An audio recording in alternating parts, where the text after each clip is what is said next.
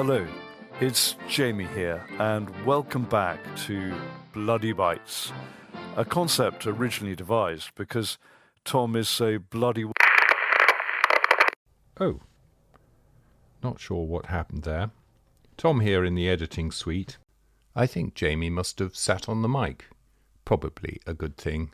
Saved my blushes, as I expect he was going to heap praise on my head for my hard work, editing, publishing, and sometimes removing his more volcanic tirades. I must pay him a visit at the end of this. Meanwhile, on with the show. Today we're going to saunter cheerily back into the darkness because the subject is Death Squad.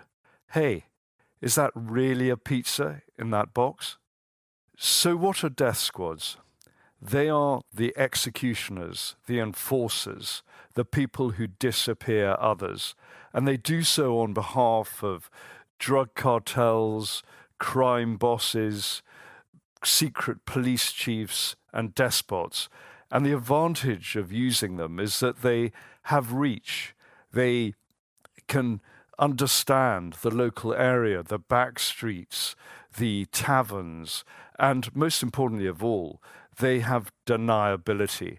And that's why so many of these murky regimes, so many of these drug cartels use the irregulars, these paramilitaries. And so many of the death squads are made up of former policemen or former soldiers. They have the expertise and they have the reach. And there are certain things that define them, that show their character, quite apart from the killing. First of all, quite often they have a signature. They have a particular way of killing. The Russians, for example, have always favored defenestration, throwing people from windows. Back in 1948, Jan Masaryk, the Czech foreign minister, plummeted 3 stories from his foreign office window in Prague. That was probably Stalin's men at work. And there's a long history of that. Back in the 1990s, it was Putin's people, his allies, who probably threw the heads of the KGB property department from their balconies and windows so they could take over the KGB property portfolio. That's been going on for decades. There was a man called James Le Mesurier who founded the White Helmets, the civil defense force in Syria and the rebel-held areas. And they became famous for helping civilians being attacked by the Russians and the Syrians and the Iranians. But he was found dead, having fallen from his window in Istanbul into a cobbled street. Who knows whether that was murder, but it certainly has the hallmarks of the Russians. So that's the signature element. Then, of course, there's the fact that death squads often change allegiance. In Bolivia, in the 1970s, there was a German Nazi called Joachim Fiebelkorn, and he ran this bunch of mercenaries called the Fiancés of Death, and they worked for drug lords, killing others, snatching rivals, disappearing people. But come 1980, they ended up being employed by the Bolivian government, the generals who wanted to take over the narco business. And they simply changed their name to the Special Commando Group because guess what? German Nazis just love their Sonderkommando and Einsatzgruppen and Special Commando groups. So they were back killing again and were answerable to the likes of Klaus Barbie, the Butcher of Lyon, the ex-Gestapo chief. So they simply get recycled, the people who work for these groups. Then, of course, there's the matter of the messiness of the killings. And quite often, they aren't just silent killings in the back streets. Quite often, they're public. They're there to make a point, or they're there for the amusement of the person who orders the killings. You could look at 2014 and the deaths of those 43 student teachers in the town of Iguala in Mexico. And they had commandeered buses to go to a protest, but those buses happened to be carrying heroin. And the local drug lords didn't like that. So the police, who were in cahoots with them, simply stopped the buses and handed the students over to be tortured to death. And there have been a few remains found, but the rest of the bodies haven't been found. But you know that those poor students had the most appalling ordeal before they died. And that's not rare in Mexico. They found 5,000 bodies scattered around the country. They found 55 down a mine shaft in 2010. So that's death squads for you. If you look at the killing of Herbert Kukurs, the former Latvian Nazi who was the deputy commander of the notorious Aras Commando, who killed tens of thousands of Jews in World War II, he was tracked down to Brazil by Mossad, and he was enticed to go to Uruguay, to Montevideo, walked into a house, and there were 5 Mossad agents in their underpants because they knew it was going to be a bloody affair. And they smashed his head with a hammer and shot him 5 times. And when his body was found, there was a note pinned to it saying, "From those who can never forget." So it is a messy business. It's an unpleasant business. And that takes me really to the first type of death squad. And I'm going to call it revenge, because that has a lot to do with death squads. Because talking about Mossad killing a former Nazi, well, post-World War II, fine examples of death squads were the Nakam group, the Revenge group, the 50 Holocaust survivors from the Lublin area, who decided that it was going to be a nation for a nation, that 6 million Jews had been killed and they were going to kill 6 million Germans. And they set out to do a lot of damage. They were headed up by a man called Abba Kovner. First of all, they decided that they were going to poison the water supply into Nuremberg, and they found an engineer who found the precise point to do that. But Kovner couldn't bring enough arsenic back from Palestine when he went out there. And there were plenty of Jews who did not want to follow the revenge program because they thought it would upset the negotiations for an independent Israeli state. People like David Ben-Gurion didn't like it at all, the concept. He wanted to concentrate on politics out there, not revenge back in Germany. But Nakam continued. They failed to poison the water supply, so they then went on to try and kill tens of thousands of former Nazis, Gestapo and SS men based at the Langwasser camp near Nuremberg. And there are about 36,000 of these people in different camps. So what Nakam did, they got their operatives into the bakery and started poisoning the loaves with arsenic, but they didn't really put enough arsenic on, and 2,000 former Nazis or Nazis who were held in the camps fell ill. 200 were hospitalized, but no one is believed to have died. There were all sorts of plans at the time. There was a Jewish survivor of the Holocaust called Tulia Friedman, who set up the Vienna Historical Archive. But he planned to blow up a camp in Austria, but he was worried about killing American and British servicemen who were guarding the camp, and it probably wouldn't have been practical anyway.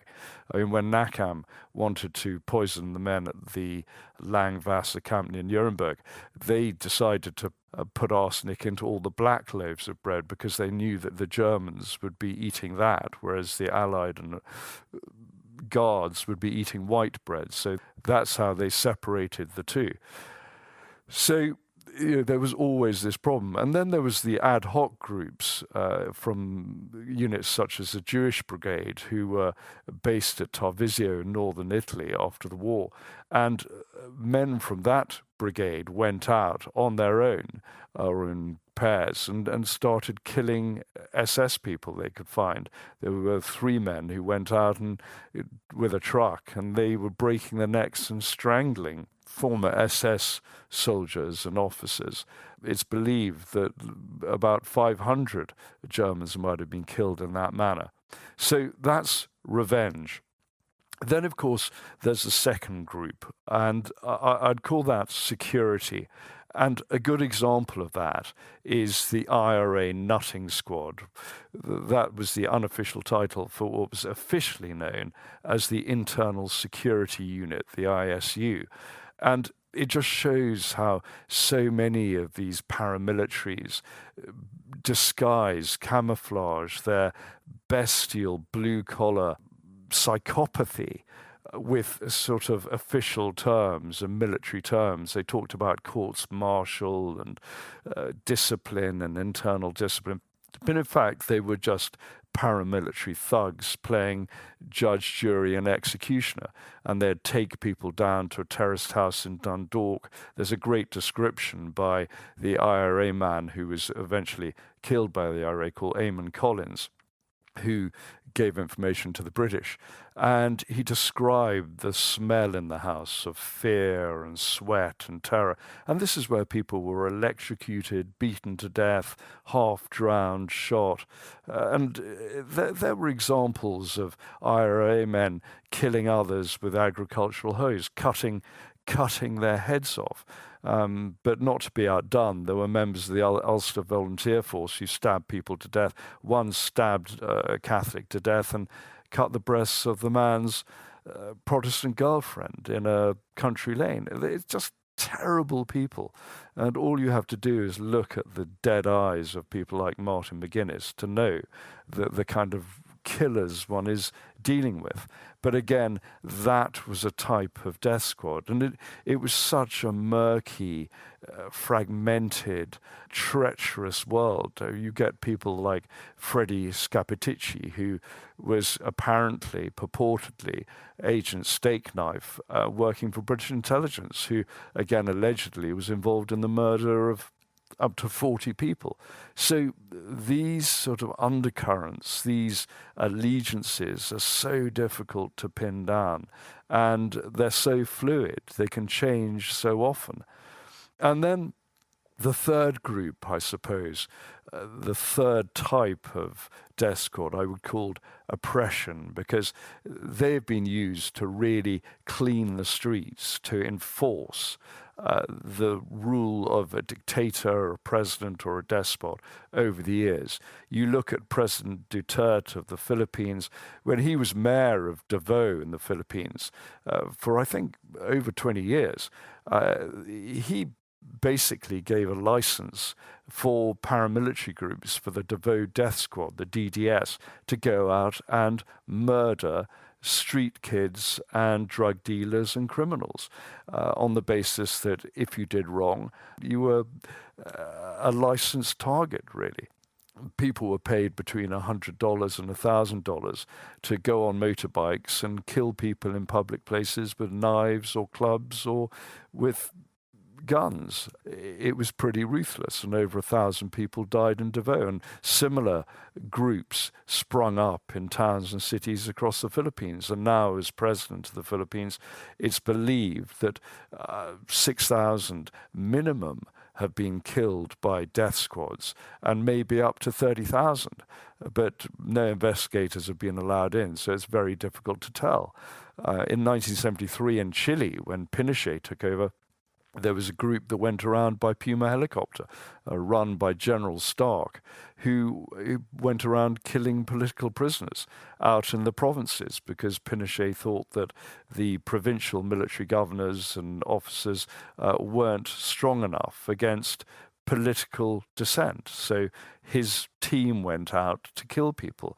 Similarly in Argentina, under Juan Perón, in the 1970s, when his term as president came round again, when he took over again, there was the AAA, the Argentine Anti-Communist Alliance, and they were known to have attacked senators, rival politicians, political dissidents, killed Jesuit priests.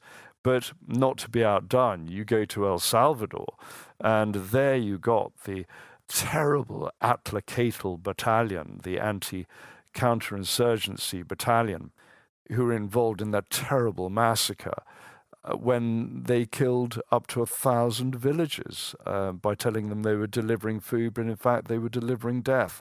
So all the way along, you get these sorts of terrible events, these sorts of happenings, and it's always counterinsurgency units or death squads who are involved.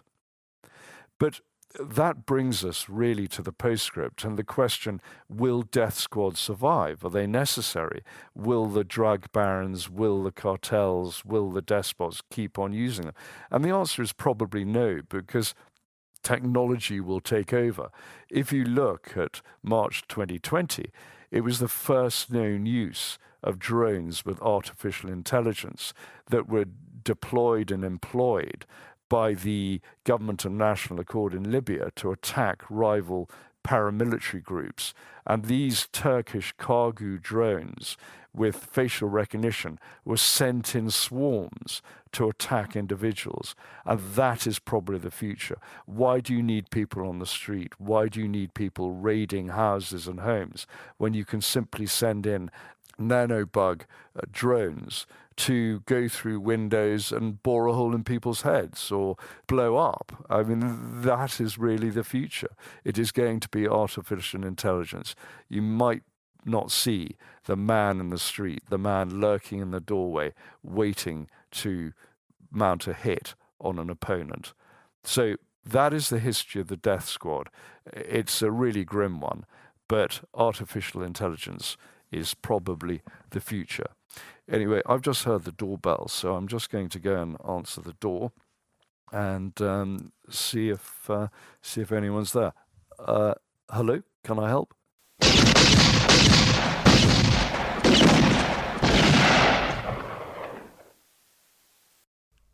So it goes. My name is Tom Assheton, and his name was James Jackson. However, I should be able to resurrect him in time for our next episode, which is on camouflage and will be published on the 1st of March. Thank you, and I hope you have better luck than Jamie.